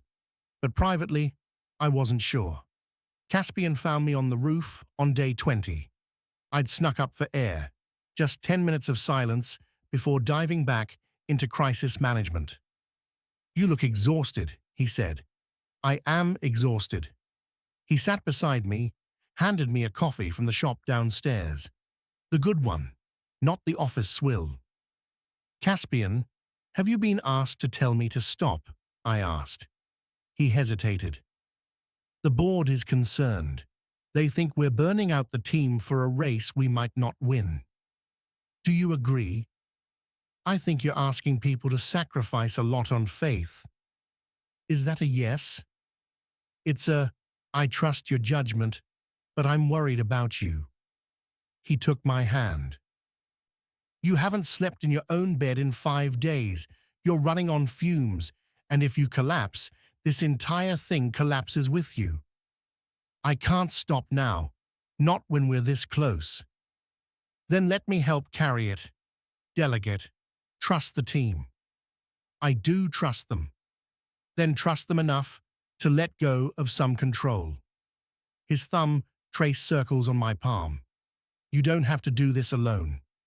The words hit harder than they should have, because I'd been alone for so long, building the company alone, fighting investors alone, navigating the acquisition alone. Even now, with Caspian beside me, with a team working around the clock, some part of me believed I had to carry everything myself. What if we fail? I whispered. Then we fail together, and we figure out what's next. You've never failed at anything. That's not true. I've failed at plenty of things. I'm probably failing at this, at us, right now, because I don't know how to be both your partner in business and… He stopped, started again. And whatever else we're becoming. I looked at him, really looked, saw the exhaustion in his eyes, the tension in his shoulders, the vulnerability he was trying so hard to show me. We're becoming something real, I said. That's what scares me. Me too. We sat there in silence, hands linked, watching the sun set over Portland. And for just a moment, the weight lifted. We launched on day 21. The entire team gathered in the office, watching the countdown on the main display. 3, 2, 1. The platform went live. For 60 seconds, nobody moved. We just stared at the screens, showing user logins, server health, performance metrics. Everything was green. Then someone started clapping. Then everyone. The office erupted in cheers, hugs, exhausted laughter. We'd done it. Beaten the deadline. Built something remarkable. Launched before quantum could. I found Caspian in the crowd, and he pulled me into a hug that lifted me off the ground. You did it, he said into my ear. We did it. No, this was you. Your vision. Your leadership. I just provided resources. Resources matter. Not as much as this. He set me down, kept his hands on my waist. You're extraordinary. You know that, right? Before I could answer, Jamie appeared. Press is calling. TechCrunch wants an interview. So does Forbes and The Verge. You're trending on social media. The next 12 hours were a blur of interviews, demo requests, and customer inquiries. Our sales team fielded 63 calls in the first hour. By evening, we'd signed 15 new contracts. By the end of the week, we'd poached 3 of Quantum's clients, including their biggest account, a global retailer who said our platform was years ahead of the competition. Benjamin Landry's launch the following week was quiet, barely a whisper, because we'd stolen his thunder and proven that innovation beat imitation. We'd won. The celebration party was at a rooftop bar downtown. The whole team, plus investors, clients, a few journalists who'd become friendly. I wore the blue dress from the gala. It felt right, like coming full circle. Caspian arrived late, having come from a meeting with the board. He found me at the bar, ordered his usual scotch, and didn't say anything for a long moment. "You're quiet," I said. "I'm thinking. About how proud I am of you, of us, of what we built." He turned to face me. "And about how I've been going about this all wrong." My stomach tightened. "What do you mean?" "I mean I've been trying to be both your partner and your whatever we are. Trying to separate business from personal. But it doesn't work like that. You're not separate. You're everything.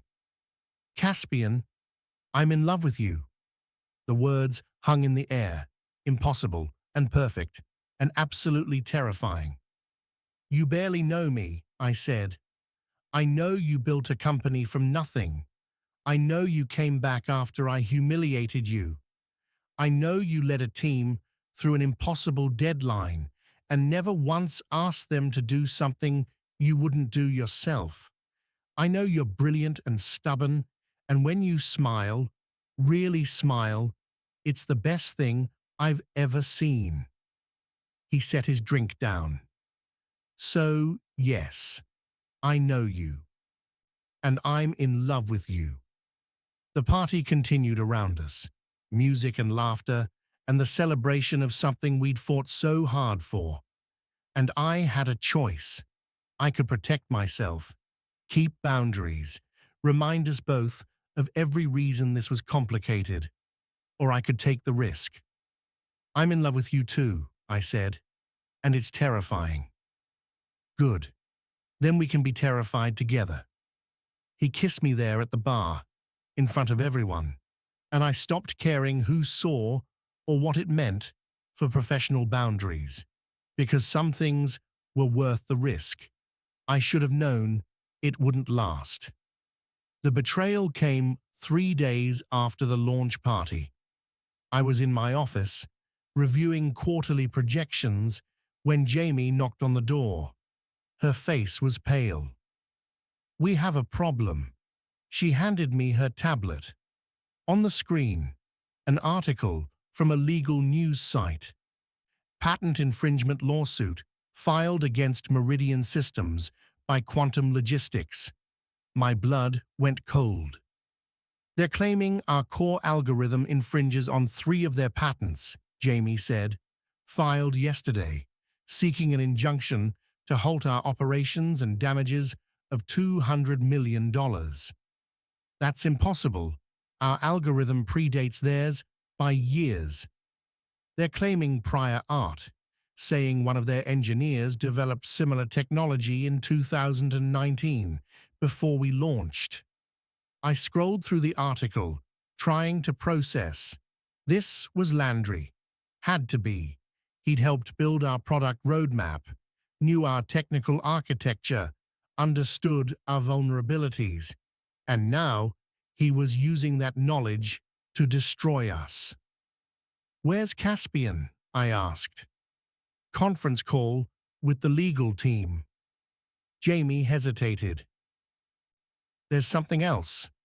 "What?" "The patents Quantum is citing. They were filed by a shell company. Took me an hour to trace the ownership, but I found it." She pulled up another document. "The shell company is owned by Summit Ridge Partners." The air left my lungs. Summit Ridge, our investors, the ones who'd forced the sale to Caspian. They were behind Quantum's lawsuit. Why would they? I started, but the answer was obvious.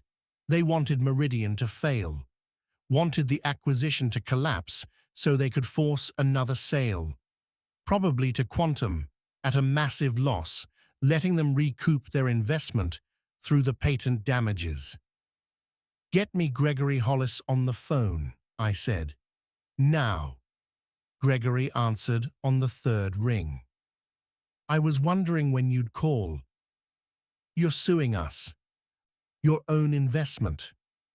Summit Ridge is protecting its intellectual property interests. This is purely business. You're trying to destroy the company. We're ensuring maximum value recovery. Meridian's current valuation is inflated based on unsustainable growth. The lawsuit will bring things back to reality. You planned this from the beginning. Forced the sale to Caspian, waited for us to launch, then sued to collapse the value. That's a creative interpretation. It's the truth. Truth is subjective. What's objective is that you have 30 days to respond to the lawsuit. I suggest you get excellent legal representation."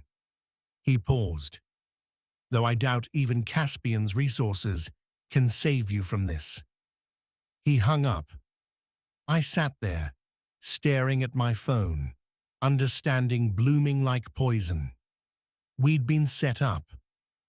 Not by Caspian, he was as blindsided as I was, but by people who'd been playing a longer game, who'd seen the acquisition as an opportunity to engineer a crisis that would let them extract maximum value from the wreckage.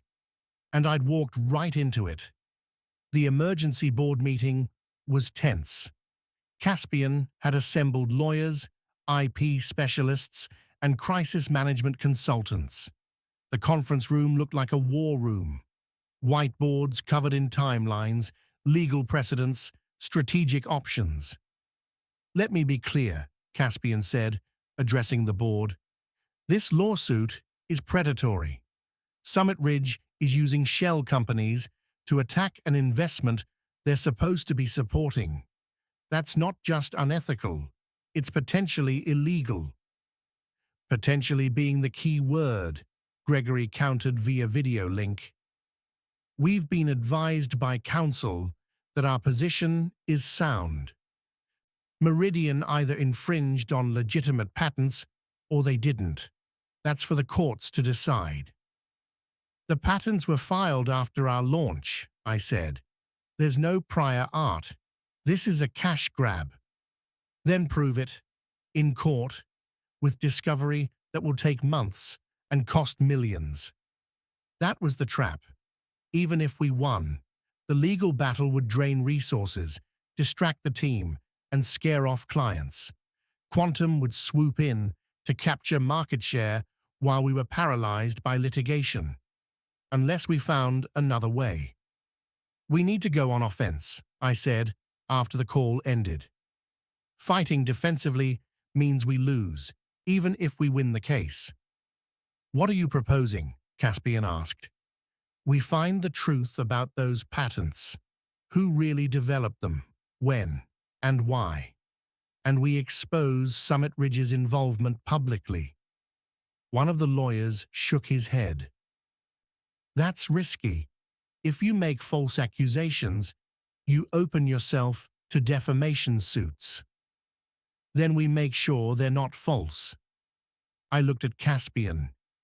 "You have investigators on retainer, right? People who can dig into corporate structures, find hidden connections."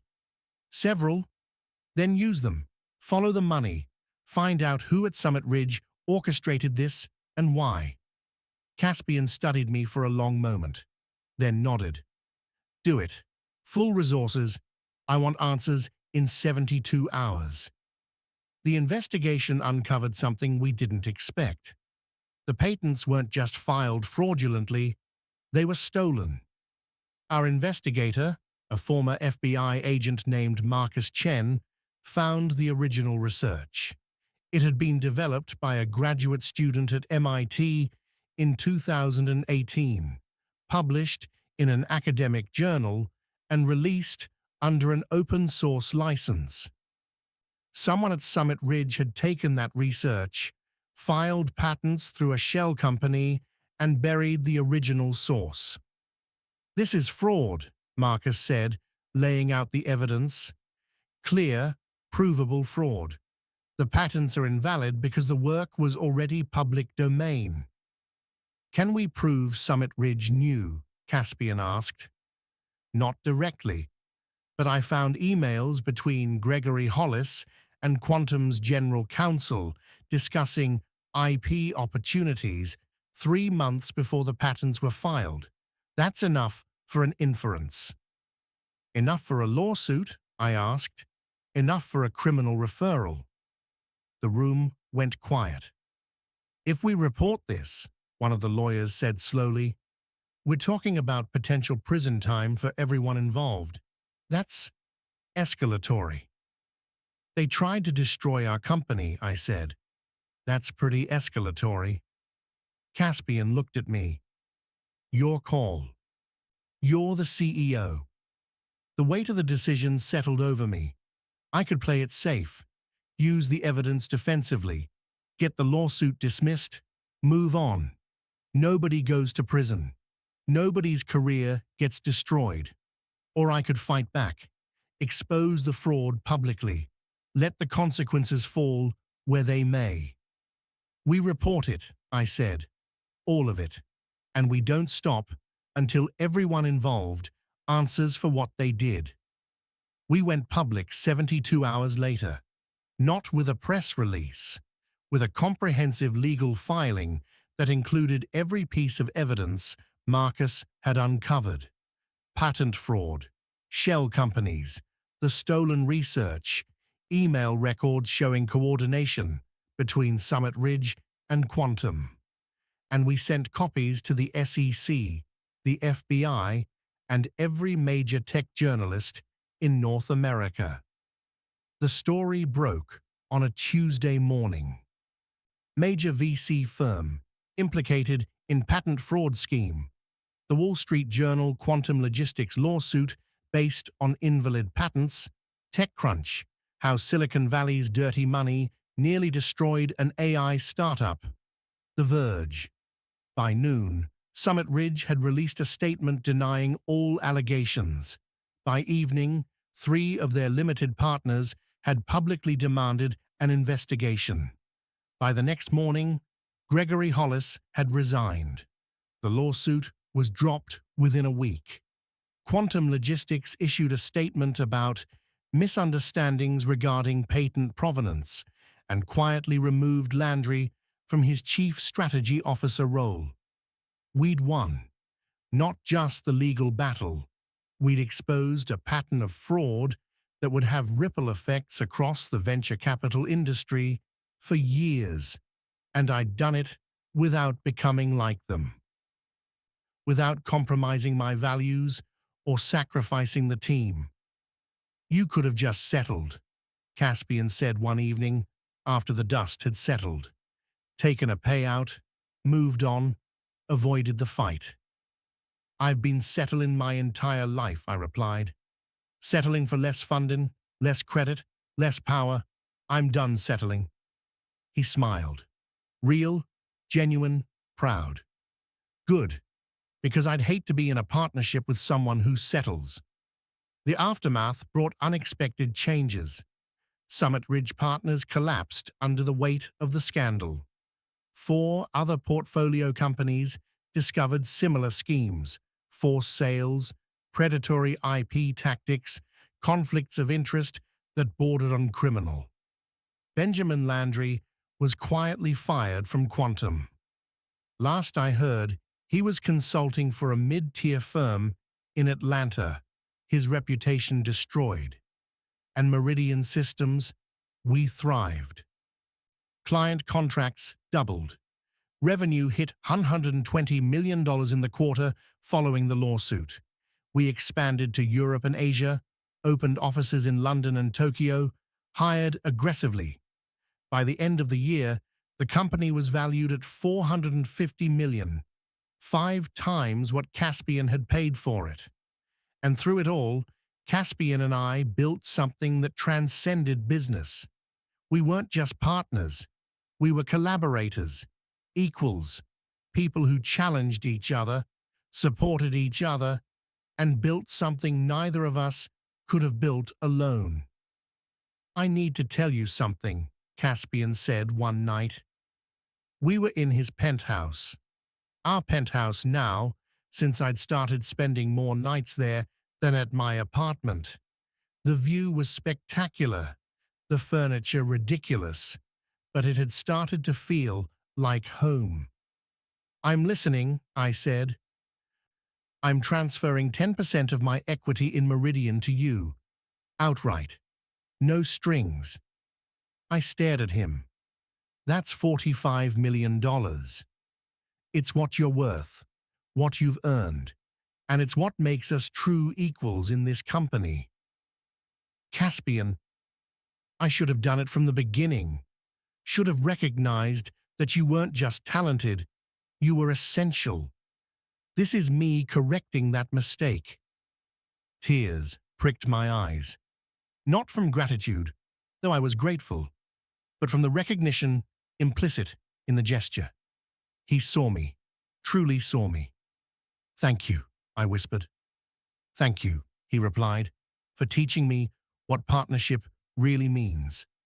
The annual Cascade Technology Summit came around again 1 year after the gala, where everything had changed. This time, Caspian and I were invited as keynote speakers. The topic: building companies through partnership, not acquisition. It was a direct challenge to the industry's prevailing wisdom, and the industry showed up to hear it. The ballroom was packed. I recognized faces from last year's gala: investors, CEOs, tech founders. Natasha was there, sitting in the back, watching with an expression I couldn't quite read.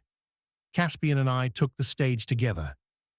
"A year ago," I began, "I was fired from my own company, publicly, humiliatingly, by the man standing beside me." The audience shifted uncomfortably. "And I thought that was the end of my story," I continued. "The moment where I'd be forgotten, replaced, erased from the narrative of what I'd built." "But it wasn't," Caspian said, picking up the thread. "It was the beginning of something neither of us expected, a real partnership. One built on mutual respect, shared risk, and the understanding that great companies aren't built by individuals, they're built by teams." We spent the next 40 minutes sharing our story: the mistakes, the conflicts, the lawsuit, and the investigation, the decision to fight back instead of settling, and the lesson: that power isn't about control, it's about trust. The audience was silent throughout.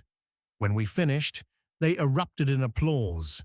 After the keynote, we were mobbed by people wanting to talk: founders seeking advice, investors questioning their own practices, journalists asking for follow-up interviews.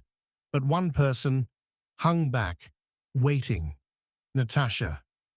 She approached as the crowd thinned, wearing another striking gown, her expression carefully neutral.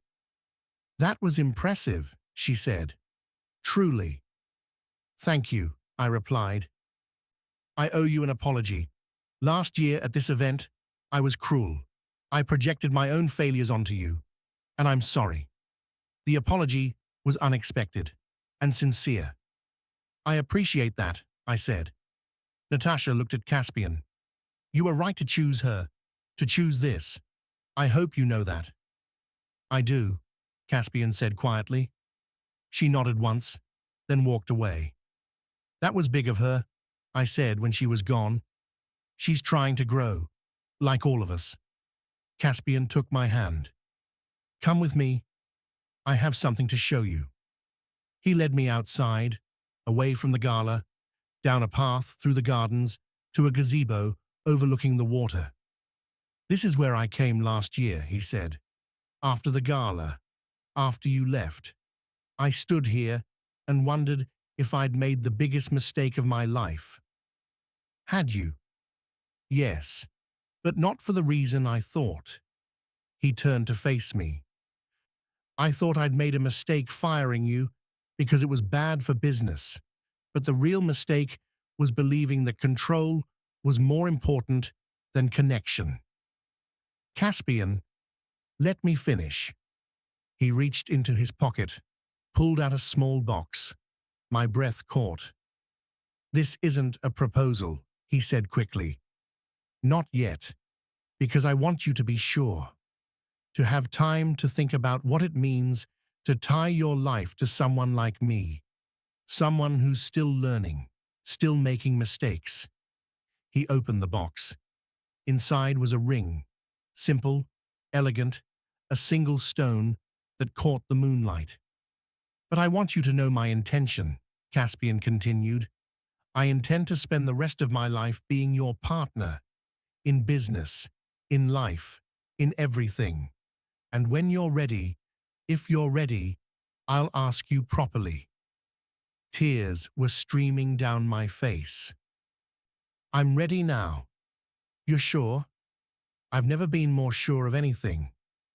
He slipped the ring on my finger. Then he kissed me there, in the gazebo, surrounded by the sound of waves and distant music, and I knew I'd found what I'd been searching for all along. Not power, not wealth, not even success. Partnership. True, equal, transformative partnership. 6 months later, Meridian Systems went public. The IPO valued the company at $1.8 billion. My stake, now 30% between my founder shares and Caspian's transfer, made me one of the youngest self-made female billionaires in North America. The press loved the story. From fired founder to billionaire in 18 months. The headlines wrote themselves. But the real story was quieter. It was Jamie, promoted to Chief Operating Officer, leading the team with the same fierce loyalty she'd shown from the beginning. It was Thomas and Jade and all the engineers who'd worked impossible hours, driven by belief in something bigger than themselves. It was Caspian, who'd learned that vulnerability wasn't weakness and partnership wasn't surrender. And it was me, discovering that rising above every storm didn't mean standing alone on top of the rubble. It meant building something strong enough to weather anything, with the right people beside you. The wedding was small, just family and close friends, held at a vineyard in Oregon's Willamette Valley. No press, no spectacle, just the people who mattered. Catherine, Caspian's mother, walked him down the aisle. She'd recovered fully from her stroke and had become one of my fiercest advocates. My parents were there, quiet, overwhelmed by the venue and the company, but proud, so proud. Jamie was my maid of honor. She cried through the entire ceremony. And when Caspian and I said our vows, promises to challenge each other, support each other, build together whatever came next, I finally understood what I'd been fighting for all those years. Not just a company, not just success, a partnership that made me stronger, braver, more myself than I'd ever been alone. 2 years later, we launched the Meridian Foundation, focused on supporting early-stage founders, especially women and underrepresented minorities who faced the same barriers I had. We provided funding without predatory terms, mentorship without hidden agendas, and resources without strings attached. The first recipient was a brilliant engineer from Portland who'd built an education platform on nights and weekends while working 3 jobs. Her story sounded familiar. "You built this?" I asked, reviewing her prototype. "I did. All of it. But I can't get funding. They keep telling me I need more experience, a bigger team, proof that I can scale." "They told me the same thing," I said. "They were wrong." I wrote her a check for $500,000. No equity ask, just investment in potential. "Why?" she asked, staring at the check. "Because someone should have done this for me. And now I get to do it for you." 5 years after the acquisition, Meridian Systems was the dominant supply chain AI platform globally. We'd survived a lawsuit, exposed fraud, gone public, and built something that mattered. But more than that, Caspian and I had built a life together, a real partnership that balanced ambition with humanity, success with meaning, power with purpose. We had everything I'd thought I wanted when I first started building Meridian, and we had things I'd never known to want: trust, collaboration, love. "Do you ever regret it?" Caspian asked one evening. We were on our terrace, our home now, a place we'd designed together, filled with art we'd chosen and memories we'd made. "Regret what?" "Coming back. After I fired you. You could have walked away, started something new, never looked back." I thought about it, really thought about the humiliation of that boardroom, the pain of the betrayal, the risk of trusting him again, and about everything that came after. "No," I said, "I don't regret it. Because that moment, as awful as it was, taught me something important." "What?" "That falling isn't failure, staying down is." I took his hand. "You knocked me down, but I got back up, and I built something better than what I lost." "We built something better. We built something better," I agreed. And in that moment, looking out at the city lights, holding the hand of the person who'd once been my greatest enemy and become my greatest ally, I understood the truth I'd been chasing all along. Power isn't about standing on top of the ruins alone. It's about building something strong enough to lift everyone with you. If you enjoyed this journey, subscribe for more stories from Mr. Douglas, where every fall becomes a rise. Because your story isn't over. It's just beginning. And the best chapters, they're still unwritten.